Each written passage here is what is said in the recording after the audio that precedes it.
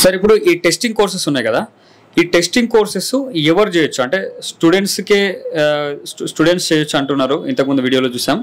Students కాకుండా house wives కూడా చేయొచ్చా? అంటే ఇది ఎలా? అంటే వాళ్ళకి వర్క్ ఫ్రమ్ హోమ్ ఆపర్చునిటీస్ ఉంటాయా, లేకపోతే కంపెనీస్కే వెళ్ళి చేయాల్సి ఉంటుందా? ఈ రోల్స్ ఎలా ఉంటుంది? కంప్లీట్గా 100% వర్క్ ఫ్రమ్ హోమ్ పాసిబుల్ అయినా, అంటే ఈ జాబ్స్ చేయగలిగిన జాబ్స్ అయినా, లేకపోతే ఇంకా ఎవరెవరు చేయొచ్చు ఈ కోర్సెస్ని?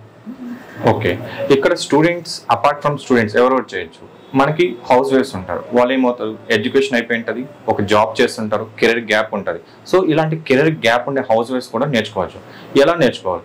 ఫస్ట్ వాళ్ళు స్టార్టింగ్ స్టెప్ అనేది మాన్యువల్ టెస్టింగ్తో స్టార్ట్ చేసుకొని వన్స్ బేసిక్ అనేది బాగా బిల్డ్ చేసుకున్న తర్వాతే ఆటోమేషన్ టెస్టింగ్కి మూవ్ అవ్వాలి.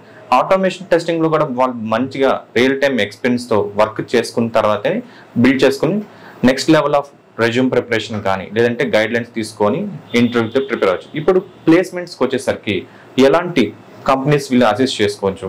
ఇప్పుడు టోటల్గా వర్క్ ఫ్రమ్ హోమ్ అనేది పాసిబిలిటీ ఉండదు, మనకి హైబ్రిడ్ మోడ్స్ ఉంటాయి. హైబ్రిడ్ మోడ్ అయినా కానీ మీరు వర్క్ చేసే లెవెల్లోనే వర్క్ ఉంటుంది. అంటే ఎలా ఉంటుంది? సపోజ్ ఒక అప్లికేషన్ ఇచ్చారు, మీరు ఏదైతే నేర్చుకుంటారో ద టైమ్ ఆఫ్ సెషన్స్ ఏదైతే నేర్చుకుంటారో సేమ్ థింగ్ ఇక్కడ మనకి అప్లికేషన్ లెవెల్లో కూడా మీకు real time application oriented training ఉంటుంది.